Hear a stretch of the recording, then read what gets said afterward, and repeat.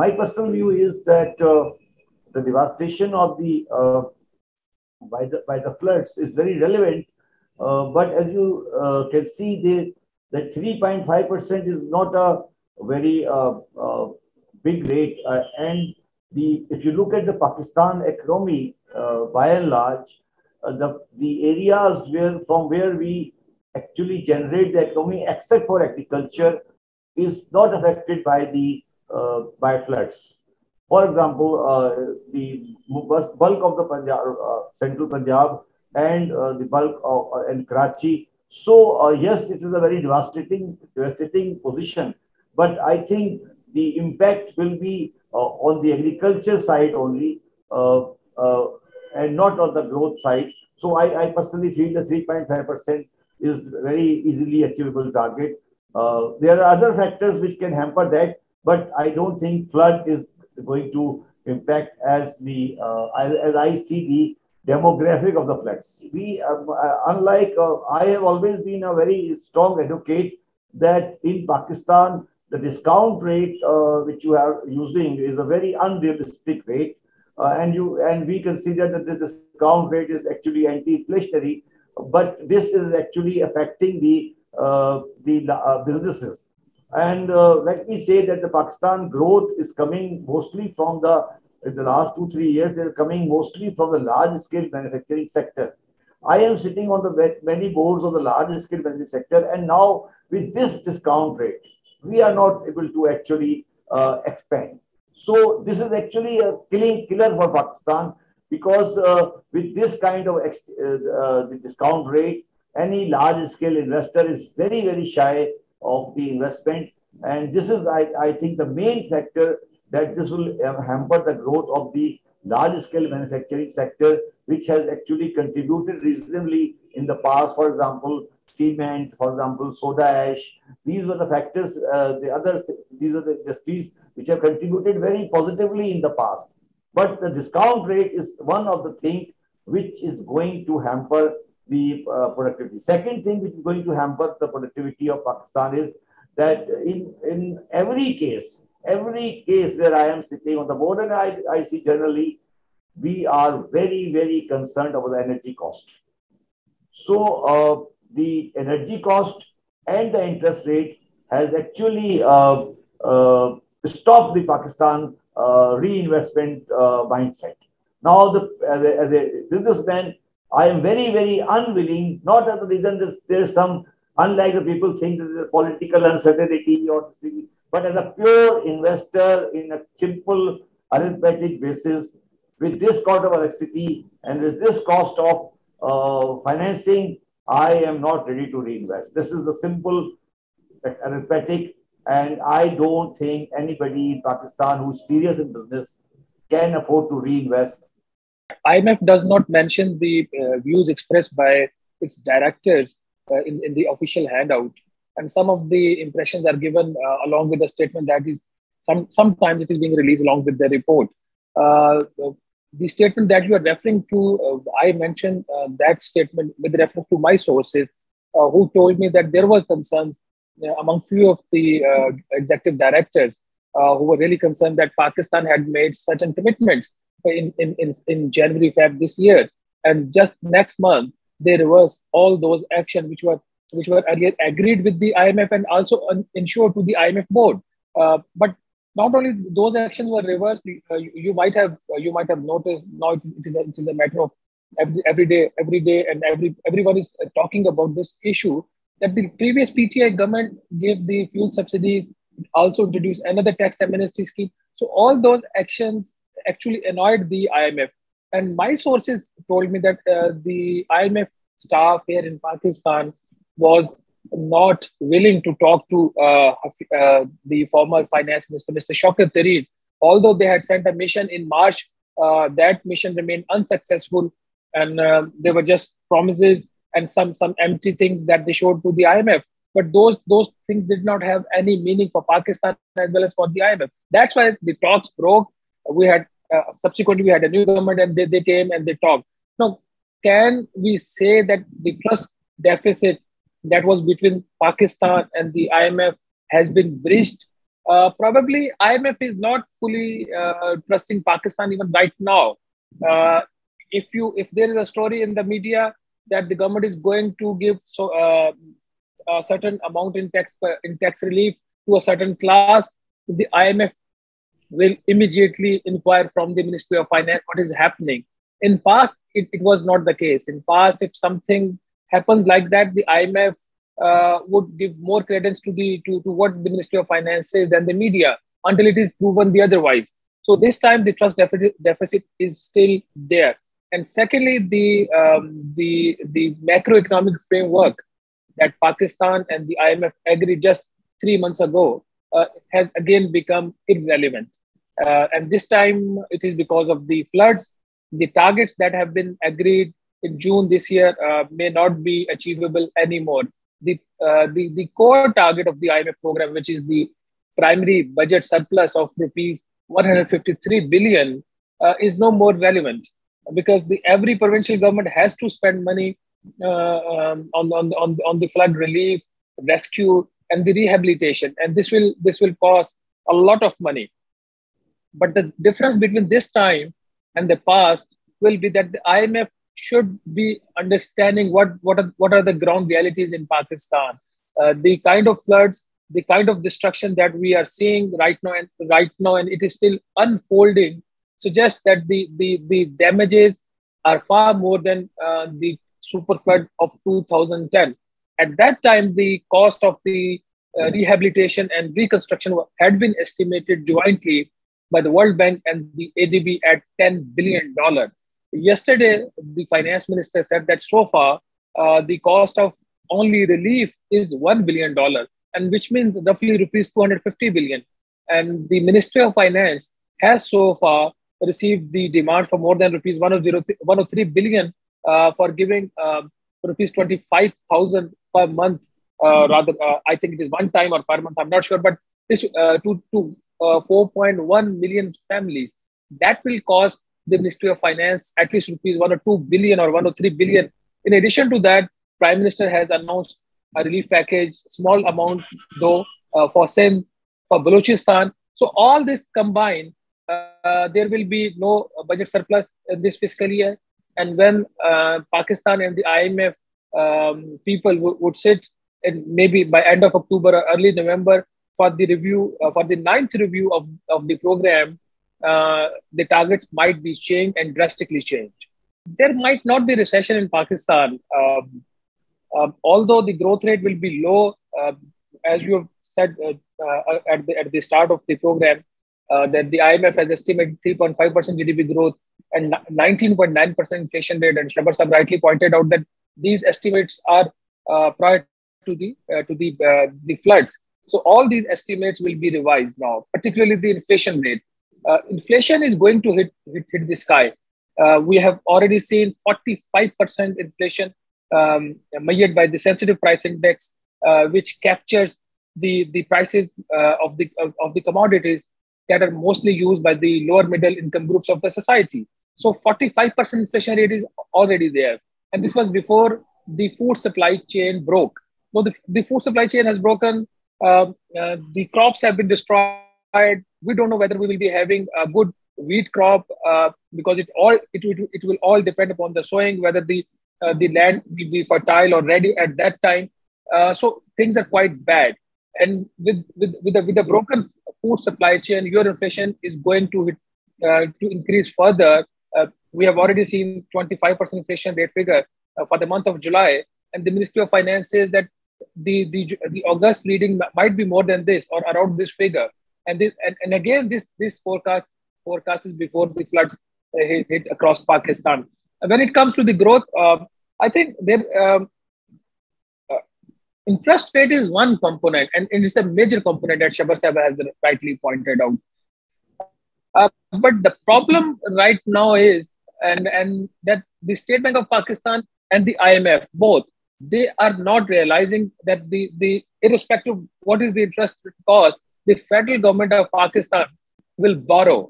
If you set the interest rate at 20%, it would not matter to the federal government because it has to borrow.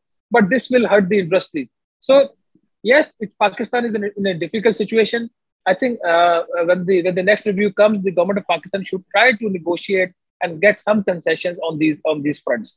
The problem with the Pakistan and the Pakistanis is that we are uh, unfortunately overemphasizing the IMF recipes. The IMF programs are not actually uh, as broad as we generally think. They concede that the country itself will do something that will correct their own economic problems. The unfortunate part in Pakistan, including the government, the media, the academician, is that once we are in IMF program, we consider that everything which is being said and everything which is being done is to be on a line to line basis. And I personally feel, and I have dealt with the IMF, there is very minimal convincing or the argumentative side uh, response to the whatever the IMF says. The people, IMF is a very big organization. They are engaged in many things, and by and large, their prescriptions are generic. So it is the responsibility of the governments to actually convince them, to educate them, to actually let them know what our positions are. But what we see in generally in that once we are in IMF program, we dedicate everything to one additional secretary, and that additional secretary is actually becomes, technically speaking, a spokesman of the IMF, and the political side and the finance ministry and the Q block actually gives accept whatever they are saying without any proper discourse and things like that. Because I see that the people who are actually on the ground from the IMF side, they are actually not the economists in a sense that they are only the coordinator basically. They are only there to let what Pakistan says to the IMF people. They are not there to actually prescribe the Pakistan's economic situation that is to be prescribed, that is to be presented by us, and we are very I would say uh, uh, incompetent, whatever you can say it, very relaxed and things and like that. Because if you look at the last 4 months or even before that, between the Pakistan Ministry of Finance, be it Imran Khan's government and be it the present government, they give us money, we get relaxed, and then once the money is finished, then we start again. When I joined, before I joined the PR, I had a meeting with Mr. Ernesto, who is the Pakistan in charge uh, of the IMF. And I said to them that whatever you are saying on the taxation side, we will do it, but we will do it in a gradual manner. And he said, no. And I explained to him, he said, no, Mr. Zaidi, I don't trust you, your government, because your governments are changed frequently, the policies change. There was a target of 5,500 billion. I said, this is not workable, this is not possible. We will correct it and we will do it. He said, no, we will not reduce the amounts. And but he was convinced what I was saying. On each and every technical point, he said, you are right.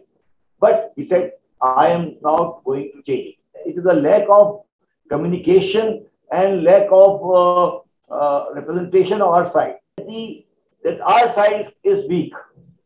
Our side is weak and we are not able to actually demonstrate what we want. And this story is not new. But I can assure you, this program is only a borrowing program. It is not there to correct anything. I would say anything. The IMF is not there to improve the Pakistan economy. They are there to ensure that their money is secure. We have to be slightly more proactive in dealing with the IMF, that they don't prescribe anything which is wrong or right. Unfortunately, if you look at the last 3 days or the discourse in the last 5 months or 4 months, every government comes in. They want to go to the IMF and they say the earlier government has done wrong. and then they themselves go, and then they say earlier government is wrong. So we have to decide that what is good for Pakistan, not for a particular political party. So IMF relationship is with Pakistan. So economics mindset in Pakistan, and that we further elaborate it. There are very, very few economists in Pakistan who can take a middle position in relation to IMF and non-IMF. On the one side, you will find economists who say no IMF. On the other side, full IMF. The real course is in between. And we don't have any real independent economic mindset to deal with the lenders. And that is a problem. And I can assure you, this problem is increasing, not decreasing. So these are my views about the IMF. I have dealt with both the ladies who have been there for the last 5 years. They are they have their own mindset, and they are mostly acting a coordinator for the generic reform. They derive from the generic material, and our input, Pakistan's real input on those papers is very, very, very insufficient. I agree with Shabbar Saab's assessment that there is lack of capacity in the Ministry of Finance to deal with the IMF and the World Bank. That is one issue. At the same time, and he is also right in saying that the people who have been appointed, who have been sent to Pakistan to negotiate Pakistan's program, they do not understand the Pakistan's ground realities. That is also a major, major issue. These people, frankly, they do not know how Pakistan's tax system works. They do not know what are the harsh ground realities in Pakistan.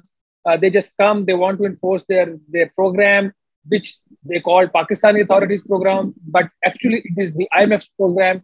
So these kind of things are there. Capacity issues are there. You know, Pakistan is facing so many international litigation cases. And right now, there is not even one qualified legal mind sitting in the Ministry of Finance or somewhere else.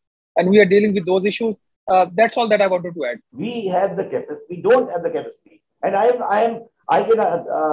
Shahbaz, I will ask you to read my book, Pakistan, Not a Failed State.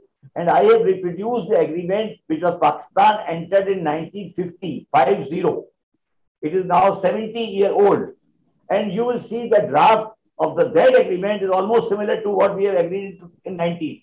So they say technical assistance. Right. They call it technical assistance. So how long we will be taking technical assistance? What they are teaching us? I can't understand what IMF is teaching us in Ministry of Finance. They are teaching us, they are technical assistance to what?